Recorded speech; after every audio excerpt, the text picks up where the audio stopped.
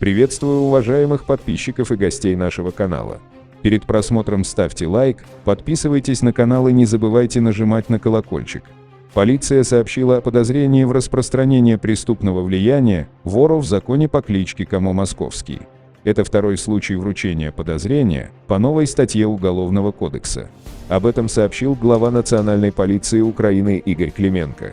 По словам руководителя нацполиции, вору в законе по кличке Камо Московский инкриминирует установление или распространение преступного влияния и поставки наркотиков в Черниговский пункт временного пребывания иностранцев.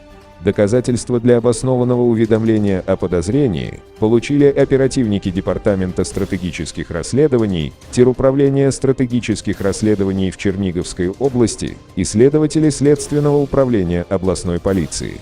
В частности, установлено, что вор в законе прибыл в Украину для установки и распространения собственного преступного влияния среди местного криминалитета и с целью избежания уголовной ответственности.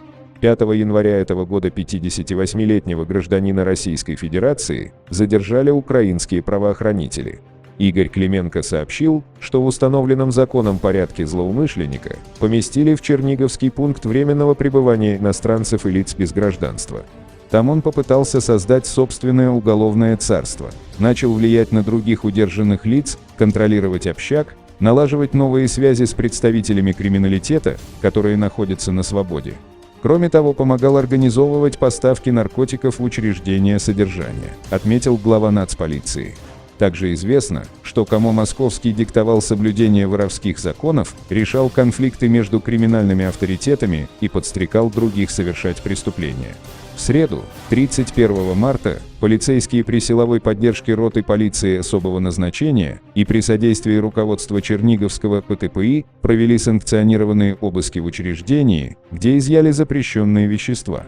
Под процессуальным руководством Черниговской областной прокуратуры и Офиса генерального прокурора Камо Московскому сообщили о подозрении за установление или распространение преступного влияния лицом, находящимся в статусе субъекта повышенного преступного влияния, в том числе в статусе вора в законе, часть 3, статьи 255.1 Уголовного кодекса Украины, и незаконное приобретение, хранение наркотических средств, психотропных веществ или их аналогов в места лишения свободы, часть 2 статьи 307.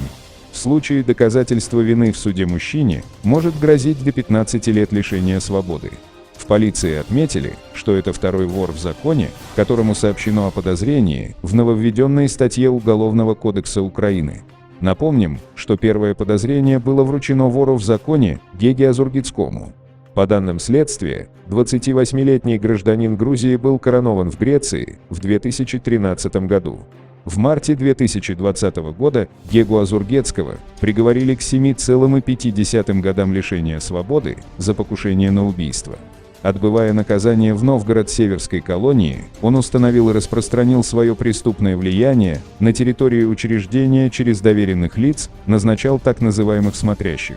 Кроме того, решал конфликты и спорные ситуации, возникающие между представителями криминалитета.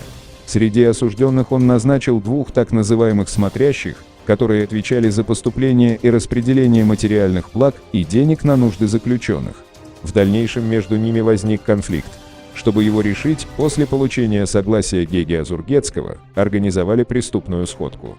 15 января на территории колонии состоялось собрание с участием подозреваемых и еще 13 осужденных, которые выразили недоверие одному из смотрящих за его поведение. По результатам преступного собрания Гега Азургецкий, подчеркивая свой статус вора в законе, оставил за доверенным лицом его статус и гарантировал присутствующим, что тот будет придерживаться воровских традиций.